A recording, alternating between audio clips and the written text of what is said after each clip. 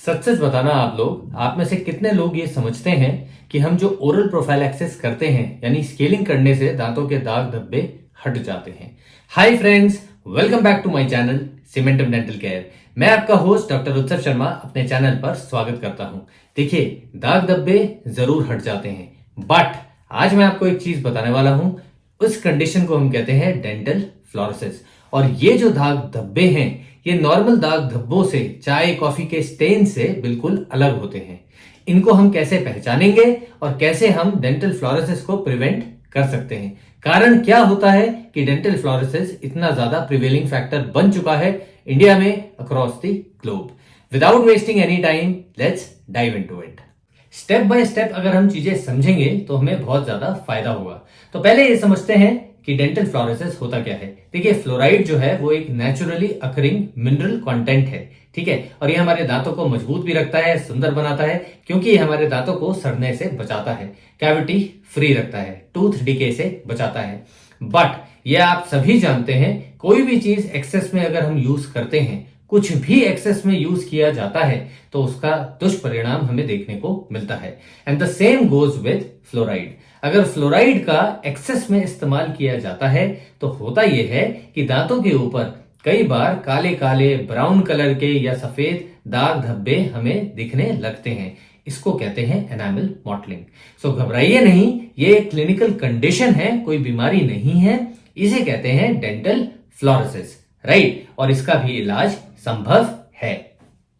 अब बात करते हैं कि डेंटल फ्लोरोसिस होता क्यों है और कब होता है। देखिए, होता क्या है कि टीथ जो है, हमारे दांत जो हैं, जब डेवलपमेंटल स्टेज में होते हैं तो इनका असर दिखने लगता है। अगर पानी में एक्सेसिव फ्लोराइड है और उसको कोई भी बच्चा, जब छोटा बच्चा होता है और दांत उसके डेवलपमेंटल स्टेज में होते हैं, तो ये white white spots, black spots वहां पे दिखने लगते हैं।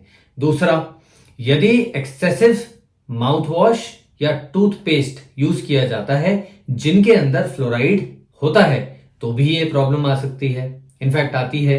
और तीसरा ये कि यदि विदाउट डेंटिस्ट रिकमेंडेशन कुछ लोग फ्लोराइड कंटेनिंग सप्लीमेंट्स लेने लगते हैं, तो भी ये दिक्कत आती है। ये सारी दिक्कतें कब आती हैं? जब दांत डेवलप हो रहे होते हैं, यानी डेवलपमेंटल स्टेज में। तो ये सारे फैक्टर्स हैं जिन वजह से डेंटल फ्लोरोसिस हो जाता है।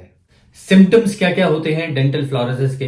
तो एक बात तो आप हमेशा याद रखिए कि डेंटल फ्लोरोसिस की जो सिवेरिटी है, कि बहुत ज्यादा डेंटल फ्लोरोसिस हुआ है या कम हुआ है, वो डिपेंड करता है the age of the individual, one, and second the amount of exposure of fluoride. मतलब क्या है कि एक तो इंडिविजुअल की एज है, एज के ऊपर डिपेंड करेगा। अगर छोटा बच्चा है और डेवलपमेंटल स्टेज में ही उसका एक्सपोजर ज्यादा हो गया है तो डेफिनेट सी बात है कि डेंटल फ्लोरोसिस हो जाएगा।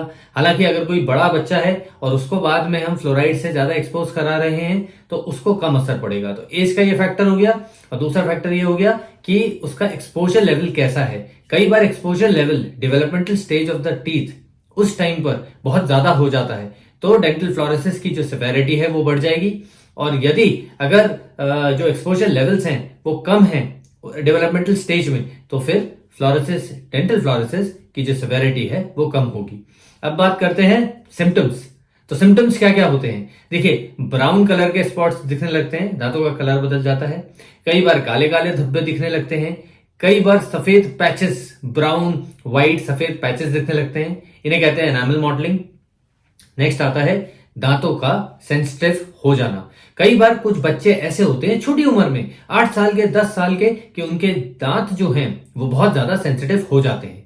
हमें ये लगता है कि पता नहीं ये बच्चा क्या है, ज्यादा खट्टा खाता है, सिट्रस चीजें खा रहा है, ऑरेंज खा रहा है, नींबू खा रहा है या इमली खा रहा है, इन वजह से, इन चीजों की वजह से इसके दांत खट्टे हो रहे हैं। बट अगर छोटे बच्चे हैं, 8 साल, 7 साल, 10 साल, और उनको बहुत ज्यादा मुंह में झंझनाहट लगने लगती है, तो हो सकता है कि उनको डेंटल फ्लोरोसिस हो। तो इस बात का भी आपने ध्यान रखना है। अब बात करते हैं कि डेंटल फ्लोरोसिस को कैसे प्रिवेंट कर सकते हैं। सबसे पहला काम, देखिए आजकल क्या होता है, कुछ स्कूल्स में, कुछ मेडिकल कॉलेजेस में, इनफैक्ट ये एक हेल्थ कम्युनिटी के स्टैंडर्ड्स हैं, तो क्या किया जाता है, पानी के अंदर फ्लोराइड को मिलाया जाता है, सो दैट दिक्कत ना आए।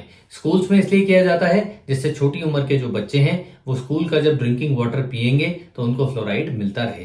तो आपको अपने स्कूल्स, कॉलेजेस जहाँ पे बच्चे पढ़ रहे हैं, इनफैक्ट कॉलेजेस में नहीं, कॉलेजेस में तो बच्चे बड़े हो जाते हैं, स्कूल्स में, प्राइमरी स्कूल्स में, वहां पे आपको अपने स्कूल्स, बच्चों के स्कूल से कंसल्ट करना है और अपने डेंटिस्ट से पूछना है कि इनके जो फ्लोराइड लेवल्स हैं स्कूल के पानी में वो ठीक हैं या नहीं।